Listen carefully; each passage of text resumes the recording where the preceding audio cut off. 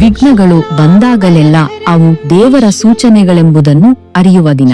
ಒಮ್ಮೆ ಪಾರ್ವತಿಯ ತೋಟದ ದ್ವಾರದಲ್ಲಿ ನಿಂತಿದ್ದ ಒಂದು ಪುಟ್ಟ ಬಾಲಕ ತಾಯಿಯ ಆಜ್ಞೆಯೇ ನನ್ನ ಧರ್ಮ ಎಂದು ಯಾರನ್ನೂ ಒಳಗೆ ಬಿಡಲಿಲ್ಲ. ಸ್ವತಃ ಮಹಾದೇವನೇ ಎದುರು ನಿಂತರೂ ಅವನು ಹಿಂದೆ ಸರಿಯಲಿಲ್ಲ. ಕ್ಷಣದಲ್ಲಿ ನಡೆದ ಆಘಾತದ ನಂತರ ಲೋಕವೇ ಮೌನಗೊಂಡಿತು. ಆದರೆ ಪಾರ್ವತಿಯ ಕಣ್ಣೀರಲ್ಲಿ ಹುಟ್ಟಿದ ಕೃಪೆಯಿಂದ ಆ ಬಾಲಕನಿಗೆ ಆನೆ ಮುಖ ದೊರೆಯಿತು.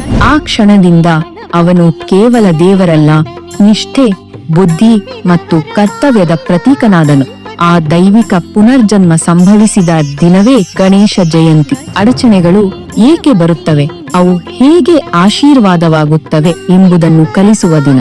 ಈ ದಿನ ಗಣಪನನ್ನು ಸ್ಮರಿಸಿದರೆ ಜೀವನದ ಅಡ್ಡಿತಡೆಗಳಿಗೂ ಹೊಸ ಅರ್ಥ ಸಿಗುತ್ತದೆ ಎಂದು ಭಕ್ತರು ನಂಬುತ್ತಾರೆ. ಈ ವಿಶೇಷ ಗಣೇಶ ಜಯಂತಿಯಂದು ನಿಮಗೆ ಇಷ್ಟವಾದ ಗಣಪತಿ ದೇವಾಲಯದಲ್ಲಿ ಪೂಜೆ ಸಲ್ಲಿಸಿ.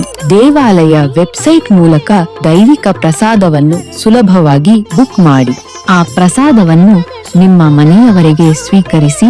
ಗಣಪತಿಯ ಕೃಪೆಯಿಂದ ನಿಮ್ಮ ಕುಟುಂಬದಲ್ಲಿ ಶಾಂತಿ, ರಕ್ಷಣೆ ಮತ್ತು ಸದ್ಭಾಗ್ಯ ಹೆಚ್ಚಿಸಿಕೊಳ್ಳಿ.